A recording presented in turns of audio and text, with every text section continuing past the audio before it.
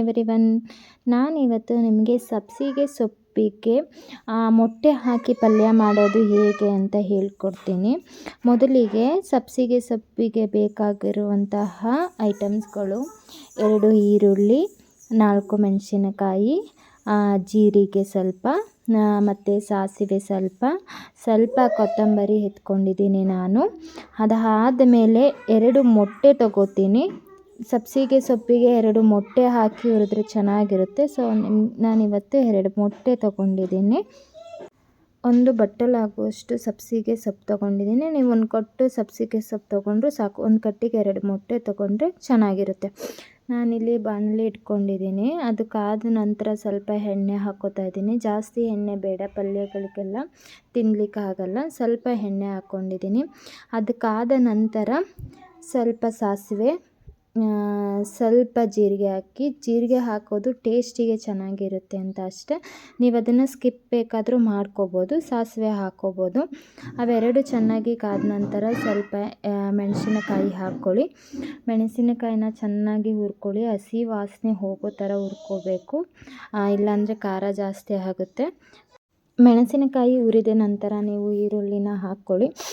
ಈರುಳ್ಳಿನ ಚೆನ್ನಾಗಿ ಹುರಿದ್ಕೋಬೇಕು. ನೀವು ಹಸಿ ವಾಸನೆ ಹೋಗೋ ಥರ ಮೆಣಸಿನಕಾಯಿನ ಹೇಗೆ ಹುರಿತೀರಾ ಅದೇ ಥರ ಈರುಳ್ಳಿನ ಚೆನ್ನಾಗಿ ಹುರಿದ್ಕೋಬೇಕು.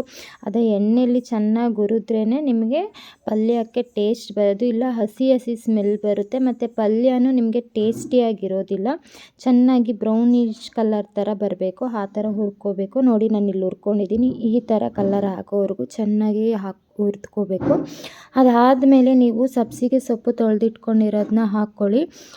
ನೀವು ಮೊದಲಿಗೆ ಉಪ್ಪು ಹಾಕಬಾರ್ದು, ಯಾಕಂದರೆ ಅದು ಸೊಪ್ಪು ಎಲ್ಲ ಬೆಂದ ನಂತರ ಸ್ವಲ್ಪನೇ ಆಗೋದು. ಸೊ ಅದಕ್ಕೋಸ್ಕರ ನೀವು ಇವಾಗ ಉಪ್ಪು ಹಾಕ್ಕೋಬೇಡಿ. ಅದು ಚೆನ್ನಾಗಿ ಸ್ವಲ್ಪ ಫ್ರೈ ಆದಮೇಲೆ ನೀವು ಉಪ್ಪು ಹಾಕ್ಕೋಬೇಕು. ಈ ಥರ ಫುಲ್ಲು ಫ್ರೈ ಮಾಡ್ಕೊಳ್ಳಿ, ಚೆನ್ನಾಗಿ ನಿಧಾನವಾಗಿ ಫ್ರೈ ಮಾಡ್ಕೊಳ್ಳಿ. ಸ್ಟವ್ನ ನೀವು ಲೋ ಫ್ಲೇಮಲ್ಲೇ ಇಟ್ಕೊಂಡು ಹುರ್ಕೊಳ್ಳಿ, ಇಲ್ಲಾಂದರೆ ನೀವು ಜಾಸ್ತಿ ಮಾಡಿಕೊಂಡ್ರೆ ಅದು ಸೀದೋಗುತ್ತೆ. ಸೊ ಲೋ ಫ್ಲೇಮಲ್ಲಿ ಚೆನ್ನಾಗಿ ನಿಧಾನವಾಗಿ ಹುರ್ಕೊಂಡ್ರೆ ಸೊಪ್ಪು ಚೆನ್ನಾಗಿ ಬೇಯುತ್ತೆ. ಯಾಕಂದರೆ ಸಬ್ಬಸಿಗೆ ಸೊಪ್ಪಲ್ಲಿ ನಾವು ನೀರು ಹಾಕಿ ಚೆನ್ನಾಗಿ ಬೇಯಿಸೋದಿಲ್ಲ ಅಲ್ವಾ. ಸೊ ಅದರಿಂದ ನೀವು ಎಣ್ಣೆಲೇ ಹುರಿಬೇಕಾಗಿರೋದ್ರಿಂದ ನೀವು ಲೋ ಫ್ಲೇಮಲ್ಲೇ ಬೇಯಿಸ್ಕೊಳ್ಳಿ, ಚೆನ್ನಾಗಿ ಹುರ್ಕೊಳ್ಳಿ. ನಿಮಗೆ ಅಂದರೆ ಸೊಪ್ಪು ಜಾಸ್ತಿ ಬೇಯ್ತಿಲ್ಲ ಅಂತ ಅಂದಾಗ ಸ್ವಲ್ಪ 1-2-3 ಸ್ಪೂನು ನೀವು ನೀರು ಹಾಕ್ಕೋಬೋದು. ನೋಡಿ, ನಾನು 1-2 ಸ್ಪೂನು ನೀರು ಹಾಕ್ಕೋತಾ ಇದ್ದೀನಿ. ನೀರು ಹಾಕ್ಕೊಂಡ ನಂತರ ನೀವು ಚೆನ್ನಾಗಿ ಹುರ್ಕೋಬೇಕು. ಜಾಸ್ತಿ ನೀರು ಹಾಕ್ಕೋಬೇಡಿ, ಜಾಸ್ತಿ ನೀರು ಹಾಕ್ಕೊಂಡ್ರೆ ಅದು ಚೆನ್ನಾಗಿರಲ್ಲ. ನೀವು ಸ್ವಲ್ಪ ನೀರು ಹಾಕ್ಕೊಳ್ಳಿ. ನಾನು 1-2-3 ಸ್ಪೂನ್ ಹಾಕ್ಕೊಂಡಿದ್ದೀನಿ ಅಷ್ಟೇ, ಜಾಸ್ತಿ ಹಾಕ್ಕೊಂಡಿಲ್ಲ. ಆ ನೀರು ಫುಲ್ಲು ಹಿಂಗೋವರೆಗೂ ನೀವು ಹುರ್ಕೋಬೇಕು.